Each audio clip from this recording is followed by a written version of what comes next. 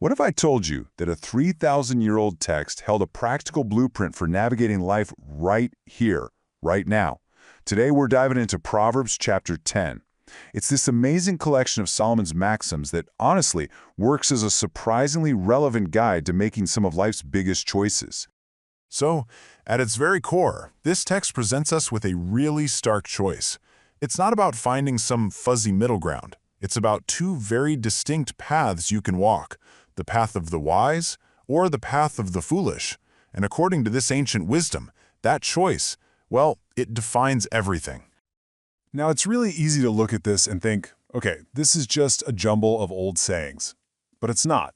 If you look closer, you start to see a clear story unfolding. It's a story of cause and effect, contrasting two completely different ways of being and showing exactly where each path leads. So, where do these paths first start to split apart? Well, the text points right away to something we all deal with every single day: our attitude about work, money, and what's truly valuable. The connection here is just so direct, you can't miss it. On one side, you've got the diligent person, the one who gathers in summer, and the result is wealth. On the other side, you have the idle person, the one who sleeps during harvest, and the result is poverty. It's a simple, really pragmatic observation. Consistent effort builds things up, while doing nothing leads to lack. But the text goes deeper than just, work hard, get rich. It asks a really important follow-up question. What about the wealth that doesn't come from diligent hands? What about money you get through shortcuts or dishonest means? The answer it gives is incredibly blunt: zero. Verse 2 says it plain as day: ill-gotten treasures profit nothing. What it's saying is that in the grand scheme of things, wealth you get unethically has no real, lasting value. It's totally hollow. And this right here really gets to the core idea of this whole section. It's not just about what you have, it's about how you got it. The process is everything. The honest effort of a good person builds a life, while the shortcuts of the wicked, they just lead to a dead end. So the path begins with what we do, with our work. But it definitely doesn't end there. The text then zooms in on another incredibly powerful force that shapes our path, something that literally creates our reality just as much as our actions do: our words. And the contrast here is just as stark. The words of the wise are described as a fountain of life. Think about that, something that nourishes and sustains other people. They're valuable like choice silver. But the mouth of the wicked?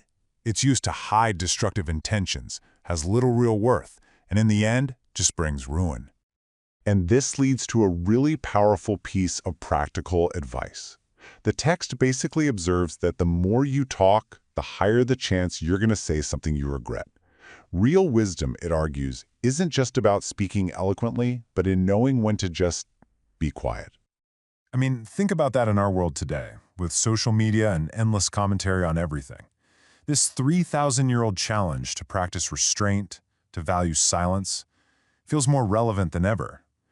What you choose not to say can be just as defining as what you do say. Okay, so from our work and our words, the focus now shifts inward. The text makes the case that these external things are really just symptoms of something deeper, our internal character. And ultimately, that character becomes our destiny.